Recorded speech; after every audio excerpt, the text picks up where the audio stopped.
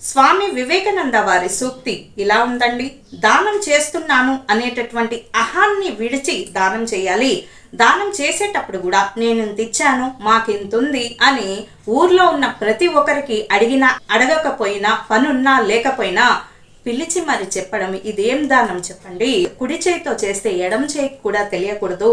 అది దానగుణం. అంటే దానం చేయదలిస్తే ఎవరికి చెప్పాల్సిన అవసరం లేదు. వారికి తెలిసి అభినందిస్తే పర్వాలేదు, కానీ దానం చేస్తున్నానని అహం వదిలి దానం చెయ్యాలి. అలా దానం చేయడం నేర్చుకోవాలి ప్రతి ఒక్కరు కూడా. ఇదండి శ్రీ స్వామి వివేకానంద వారి సూక్తి. ఎప్పుడు కూడా అహాన్ని విడిచి ప్రేమతోటి దానం చేయాలి. వారికి ఏం అవసరమో అది దానం చేయాలి, కానీ మనకు అక్కర్లేనిది దానం చేస్తే దాన్ని దానం అనిపించుకోవద్దు. అడ్డు వదిలించుకోవడం అంటారు, కానీ దాన్ని దానం చేయడం అని ఎక్కడా కూడా అనరు. కాబట్టి సరిగ్గా మంచి మనసుతోటి దానం చేయాలి. వారికి ఏం అవసరమో గుర్తించి దానం చేయాలి. అప్పుడే పుణ్యము ఆ ఫలము అన్నీ కూడా లభిస్తాయి. ముందు మనస్సు మంచిదై ఉండాలి, అప్పుడే అన్నీ కూడా బాగుంటాయి. ఇదండి శ్రీ స్వామి వివేకానంద వారి సూక్తి.